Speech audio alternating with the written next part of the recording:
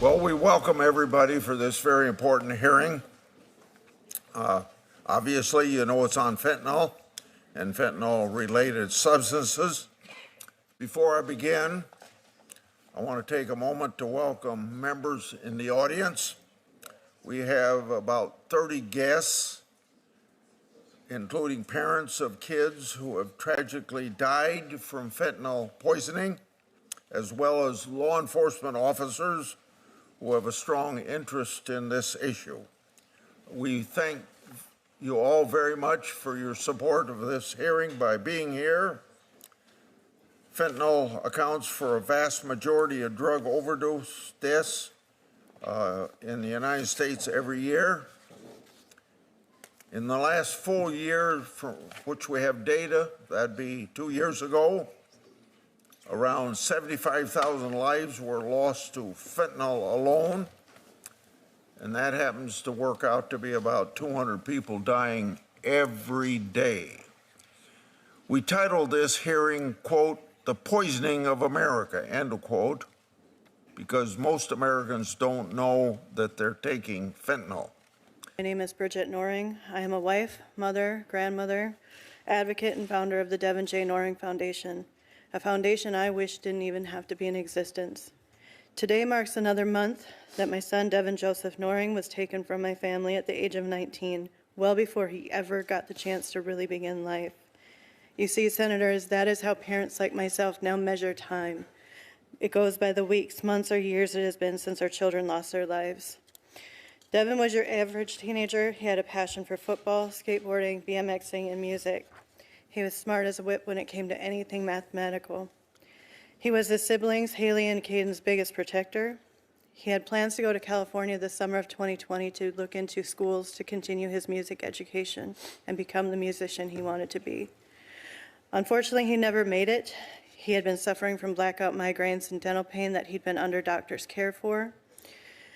And at the height of the pandemic, those appointments were canceled, and we believe Devin was desperate by any means necessary to treat the pain. The morning after Devin and an acquaintance went onto Snapchat and connected with a drug dealer, he was found unresponsive in his bedroom by his then 14-year-old brother, Caden. His bedroom should have been the safest place in the world. And as I held him one last time, I promised my son I would do something. We later learned that Devin was poisoned by fentanyl, a single pill with enough fentanyl to kill multiple people. I now also know that social media platforms are one of the primary sources which unsuspecting teens buy all types of drugs, with the majority of them containing fentanyl. Senators, this crisis has many facets, and each should be addressed with care, empathy, and courage. Education, supply and demand issues, a lack of accessible, affordable mental health and recovery programs, and holding drug dealers and traffickers accountable for the devastating loss of life are all important issues to address. But we must do more. Sheriff Barnes, it's my understanding that most of the chemicals that go into fentanyl basically have been traced back to China. Is that your understanding as well? Yes, Senator, there is an issue with precursor chemicals transiting from China through our U.S. ports and directly to China, yes. And as I understand some of the announcements relating to the tariffs that President Trump has announced, his administration has said this isn't so much a trade policy as it is an anti-fentanyl policy to finally get the Chinese government's attention to do something about the precursors that emanate from that country. But then, as you point out, they make their way to Mexico, where the cartels are putting them into pill presses and making them look like relatively innocuous drugs, only to turn out to be contaminated with fentanyl and take the lives of people unbeknownst to them. Do you believe that with improved border security, we can begin to stop some of the flow of the illicit drugs coming across the border, including fentanyl? Yes, Senator, what you described is a very complex system, almost a supply chain that starts in China, using transit, going to Mexico, the pill presses. It's not doing any one thing, it's doing 12 things simultaneously. So I do believe that addressing this issue is much more complicated than just any one thing. The HALT Act is a great start, but when you look at the pill presses, pressing pills, That's one issue. The border obviously is going to be the most significant issue as we shut down the border and the pathway for illicit fentanyl to make its way back into the United States. But it's that and many other things that have to take place. Your drugs, your load into the United States only to make a lot of money from it. Why is that a bad business decision? Because from a business point of view, you would prefer to have smugglers who have a legal right to entry into the United States than an immigrant who is uncertain whether or not he or she is going to cross into the United States. So if you're looking at it from the point of view of, will we turn a profit or not in this particular shipment, putting your shipment in the hands of an immigrant who does not have a legal right to entry into the U.S. is actually a bad business decision. Sheriff Barnes, do you agree with that? I do not. There's two different facets here. You have the trafficking of the narcotic, which is oftentimes in large bulk. In our experience in intervention and interdiction, as those are oftentimes residents of Mexico, the distribution of that or sales of it, I think to Dr. Farfan's point, might oftentimes be carried out by U.S. citizens in the drug trafficking market. So it's a combination of both. But the vast majority of the large quantities coming across, has been my experience, are being conducted by Mexican nationals. The distribution and sales inside the continental United States oftentimes has been carried out by U.S. citizens. We want to stop it in China. We want to stop it in Mexico. We want to stop it in our backyards, and however it's getting into the United States. So to those who are familiar with this committee, this is where it has to start. We won't agree on every aspect, everything as a result of it, but we can agree on some basics that make a difference. Mrs. Noring, you've testified before about your son and the loss of his life. Senator Klobuchar told me that. And I'd like to ask you what the families are doing that you've gathered with to hold Snapchat and others liable. One mother wrote, quote, "Families like mine have been sharing our stories of loss to this poison since before 2018, hoping to ignite action among our leaders. Tragically, despite hundreds of thousands of stories like mine or over countless years, we have yet to see a massive, unified effort necessary to stop this poisoning of our generations," end of quote. Many of these letters urge Congress to pass the legislation that goes by the acronym HALT Fentanyl, which would make the class scheduling of fentanyls related substances very permanent. Mr. Purda, Dr. Westlake, Sheriff Barnes, in that order, could you each briefly explain why permanent class scheduling is important to tackling this crisis? Thank you, Mr. Chairman. Thanks to all of you for being here and sharing your insights today. The fentanyl crisis has infiltrated our homes, our schools, our communities, our workplaces, taking lives and destroying lives at an unprecedented rate. In Utah, fentanyl-related deaths are rising, and they've become a devastating reality for far too many families. Seems everyone knows someone. And in Utah, in many cases, almost everyone is related to someone who has been impacted adversely, if not lost their life due to this crisis. From 2014 through 2023, deaths involving fentanyl surged by a staggering 116%.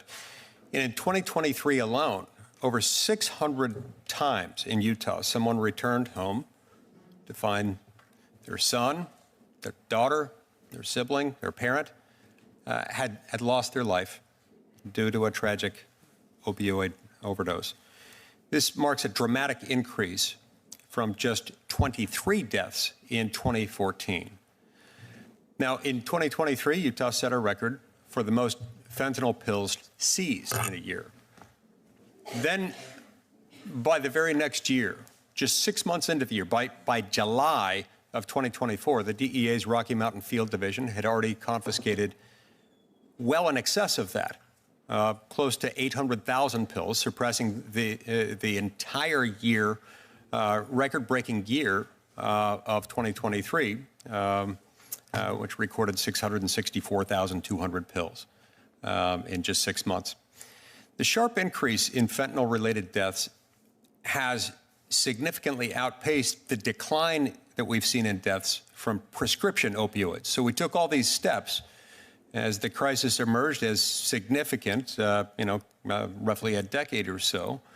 And then all of a sudden, we've seen the number of deaths from the non-prescription related drugs exceeding those. The number of fentanyl-related deaths more than doubled between 2019 and 2020 alone, and that trend has only gotten worse since then. The victims of this deadly scourge include our loved ones, our neighbors, our friends. Mr. Puerta and Ms. Noring, thank you for being with us today in particular and for sharing your testimonies. And deeply sorry for your loss. No parent should ever have to face that heartbreak, and heartbroken for you that you have. President Trump has prioritized securing our borders and prosecuting violent gang members, traffic fentanyl into our country and throughout our communities. And in Congress, I hope we can stand with him in his effort to make America safe again. The American people in November issued a clear and unequivocal mandate. The open borders we've had for the last 4 years must be closed. We can no longer allow criminals and cartels and gang members and deadly drugs to stream across our border. And President Trump has been working every day since he was sworn in to keep his promise to secure the border. He declared a national emergency on the southern border. He reinstated the Remain in Mexico policy.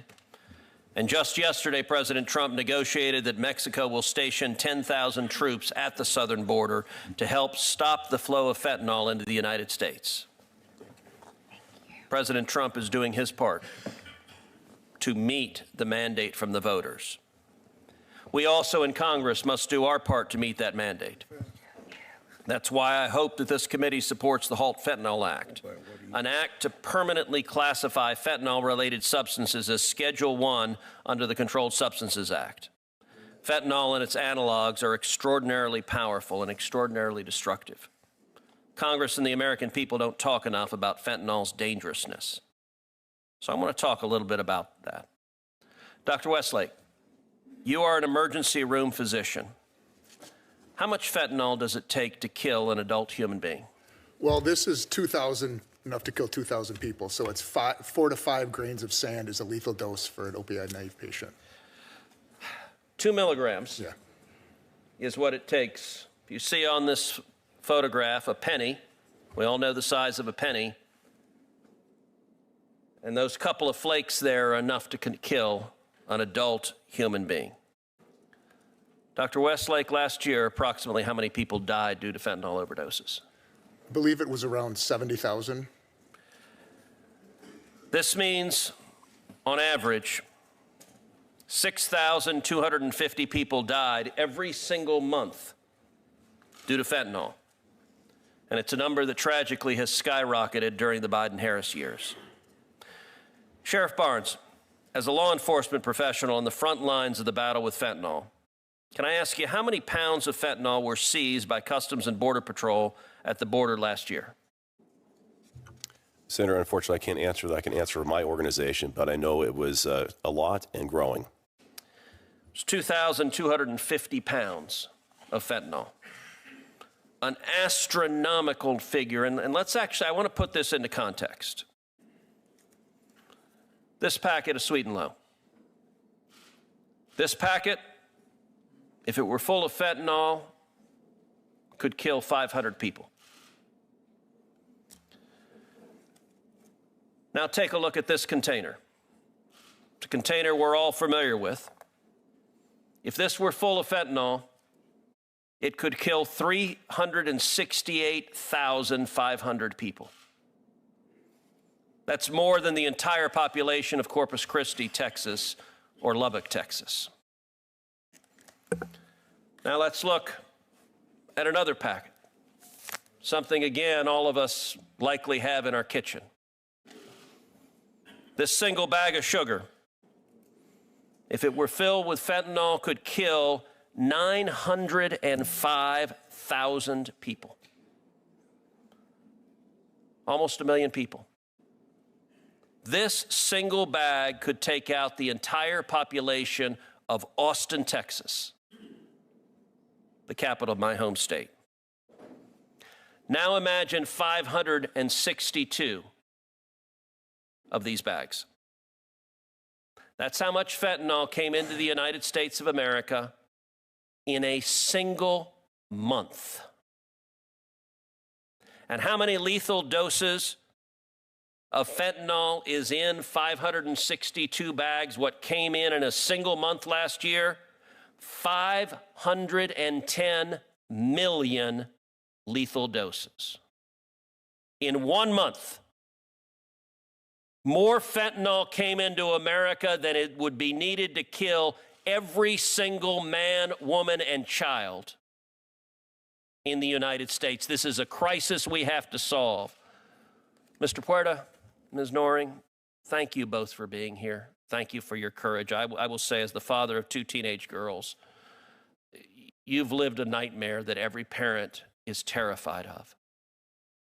What I would ask is, what would you say to parents at home? What do parents at home need to know about this? What do teenagers and kids at home need to know about the dangers of fentanyl? If you don't think this can happen to you, I'm very sorry, but you're very sorely mistaken. This is taking everybody by storm. That's what I would tell every single parent. Due to the stigma of addiction and overdose, though, most people think that this could not affect their family because either they don't have somebody who's addicted to drugs in their family, or somebody who's using drugs on a recreational basis. But children make mistakes. I do not condone my son Daniel wanting to self-medicate during the height of the pandemic for his whatever was happening in his head. I do not condone it. He made a mistake, and the price that he paid was his life. Children are supposed to make mistakes but not die from them, period. And that's what's happening every single day, 22 times a week in the United States of America. We have to stop this. And if I sound upset about the fact that we have not moved faster on this, that is justified. I want to commend Chairman Grassley, who called this hearing. The last 4 years, this committee has not held one hearing on fentanyl.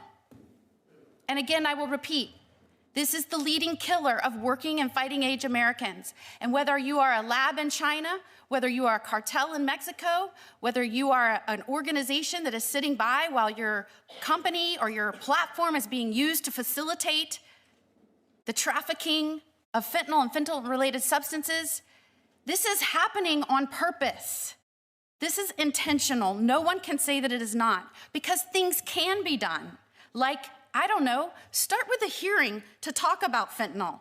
Bring family members that have lost loved ones, law enforcement that is working on the front lines. Thank you for taking the time to be here. I'm glad this is one of my first hearings. So I want to thank Chairman Grassley for doing this, because the last 4 years we should have had a hearing on this in this committee, and we have not. I'm the newest member here. I sit at a kid's table, if you can see. I'm not even attached to the real bench. But we're going to talk about it moving forward. I can assure you that. I just spoke with Joni. She said when she got here, she pledged to be a squealer on budget issues. I'm going to be a squealer on the loss of life, because this weakens us as a nation, weakens us. And I know all of you know that. I also want to thank a great president who has done a lot in the first 2 weeks in office. You know, in the last 4 years, I said repeatedly, as AG, we need to declare the cartels as foreign terrorist organizations. He got that done. I said we need to do that so we can send military to the border to secure it. He got that done.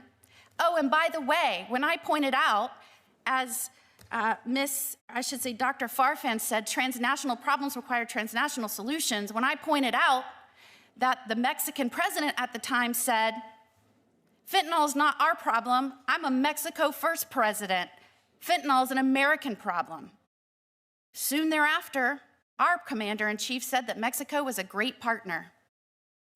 But and maybe just for the record, you can suggest to me why you think Mexico has done everything they have to play their part in preventing this poison from being manufactured. China, in plain sight, is sending precursors. The Mexican, whoever's running the ports and who are allowing supply chains to occur are allowing it to occur at scale. And over 100,000 people are dying every year in this country, many of them as a result of fentanyl or opioids. More people die in North Carolina as a result of overdoses for fentanyl or opioids than people die on our highways. Most of this, most reasonable people, unless for the purposes of CUFERs, you can send me evidence that Mexico needs to wake up and be a partner and a friend to our South and address this as the problem that it is. And it's happening in plain sight among the Mexican authorities and among the cartels who have organized the plazas at the northern border, and they are running it. There's no way that Mexico sends 10,000 troops to their northern border if they don't think they've got a problem that President Trump has illuminated. Thank you all for being here today, but please understand that some of the things you've asked for are all just steps in the right direction, but this is far more complicated than any one thing we can do, and I look forward to continuing to engage with you. Thank you. Thank you, Senator Tillis. Senator Graham. Thank you very much. Sheriff Barnes, you've been involved in this space for quite a while, right? How would you describe the role of China in the fentanyl problem America faces? China is the first domino that tips in contributing to the fentanyl crisis. They are the contributor of the vast majority of the precursor chemicals, and if we deal with that, that would be the first great first step in dealing with it. When they say they're not, they're lying, right? I would say they're not being truthful, yes. Yeah, I would say they're lying. So there's a 10% tariff on China. One of the things that President Trump would like to accomplish is to protect our country from fentanyl poisoning. Sheriff Barnes, what you say the DEA echoes. Without China, this couldn't happen. China is an essential ingredient in the poisoning of America by fentanyl. To the Chinese Communist Party, you either change or there will be consequences coming from the Trump administration and the Congress. We're not going to sit by any longer and watch you enrich yourselves, different companies in China, at the expense of America. So be on notice. You either change your practices regarding supporting drug cartels in Mexico, China, or you will pay a heavy price. And that's not too much to ask. Do you agree, Sheriff Barnes? I do, Senator. Doctor, how do you say your last name, ma'am? Farfan. Okay. Do you think the drug cartels should be foreign terrorist organizations under U.S. law? To be on the offense rather than playing the defense. We've been on the defense too long and responding to the cartels. They're going to pivot around us. We need to be ahead of their next move to outmaneuver them and anticipate what they're going to do next. A devastating crisis certainly requires strong actions to solve it. When we first started using the term just say no, I say we, although I was very young at the time, I don't know about y'all. I was very young. When Nancy Reagan first just said just say no, we were in a crisis of overdose deaths in our nation. We lost a little over 3,000 nationwide a year. We now lose 110,000 Americans every year. And I think it's important when we use the word crisis over and over so that we don't become immune to that and that we recognize the magnitude of what we are dealing with, that we remember what we used to frame as a crisis is now a national travesty. And if anyone says that this hasn't kneecapped the strength of our nation, they do not know what they are talking about. And so I want to thank again Chairman Grassley for calling this hearing. Again, just to put it in perspective, we're in the 119th Congress. This is our first non-nomination hearing in this committee, and it was on fentanyl, the #1 killer of working and fighting age Americans. You were a part of this. This is a big deal moving forward. And hopefully the energy that not just our witnesses today brought, but the energy of everyone in this room, especially those that stood up and have felt this for so long and have directed that passion and that emotion towards change and progress, The 119th Congress hears you, we see you, and I'm going to be a squealer to make sure that they take action and move forward. So we appreciate you being here today. We appreciate all the witnesses for being here today. I used to be a judge before I went into this crazy, chaotic world of politics. I'm feeling back at home. The meeting is adjourned. Thank you so much.